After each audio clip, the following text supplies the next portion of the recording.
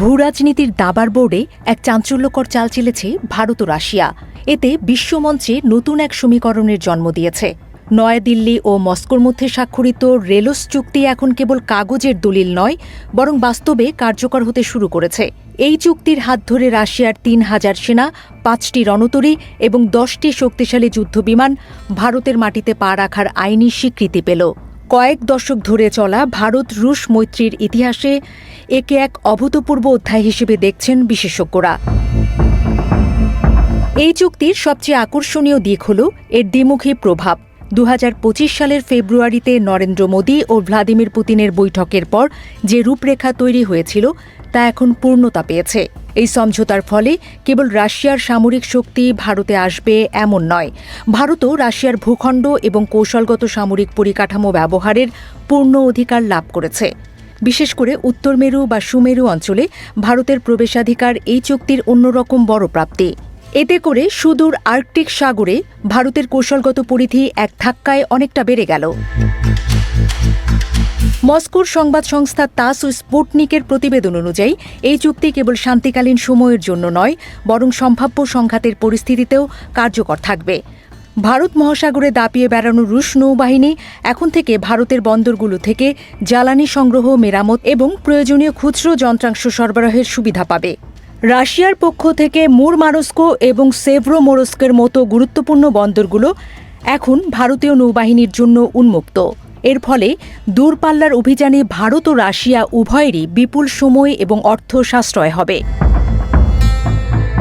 সবচেয়ে চমকপ্রদ তথ্য হল, এই চুক্তির আওতায় উভয় দেশ একে অপরের আকাশসীমা অবাধে ব্যবহার করতে পারবে।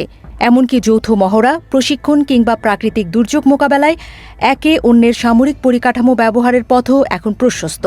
ভারত ইতিপূর্বে আমেরিকার সঙ্গে লেমুয়া চুক্তি করলেও সেখানে সরাসরি সেনা মোতায়েনের কোনো বিধান ছিল না। প্রতিরক্ষা বিশ্লেষকদের মতে, চীনের ক্রমবর্ধমান আধিপত্যের মুখে এই চুক্তি ভারতের জন্য একটি বড় সুরক্ষা কবচ। সুমেরু অঞ্চলে রাশিয়া ও চীন যেভাবে নিজেদের শক্তি বৃদ্ধি করছে, সেখানে ভারতের উপস্থিতি এখন আর কেবল স্বপ্ন নয়, বরং বাস্তব। এর ফলে আন্তর্জাতিক কূটনীতিতে ভারতের গুরুত্ব কয়েক গুণ বেড়ে যাবে। অন্যদিকে পুতিন সরকার ভারতীয় সামরিক বিধিতে বিশেষ সংশোধন এনে মেক ইন ইন্ডিয়া প্রকল্পের আওতায় তৈরি অস্ত্র তৃতীয় দেশে রপ্তানি করারও ছাড়পত্র দিয়েছে, যা ভারতের প্রতিরক্ষা শিল্পের জন্য এক বিশাল আশীর্বাদ। চুক্তির অর্থনৈতিক দিকটিও অত্যন্ত বৈপ্লবিক। ভারত ও রাশিয়া এই লজিস্টিক সেবার খরচ মেটানোর জন্য সরাসরি অর্থের পরিবর্তে পণ্য বিনিময়ের পথ বেছে নিতে পারে। এর প্রাথমিক পর্যায়ে ৫ বছরের জন্য এই চুক্তি কার্যকর হলেও পরে এর মেয়াদ আরও বাড়ানোর সুযোগ রাখা হয়েছে। এই দীর্ঘমেয়াদী পরিকল্পনা এটাই প্রমাণ করে যে দুই দেশ একে অপরের সামরিক সক্ষমতার অবিচ্ছেদ্য অংশ হতে চলেছে।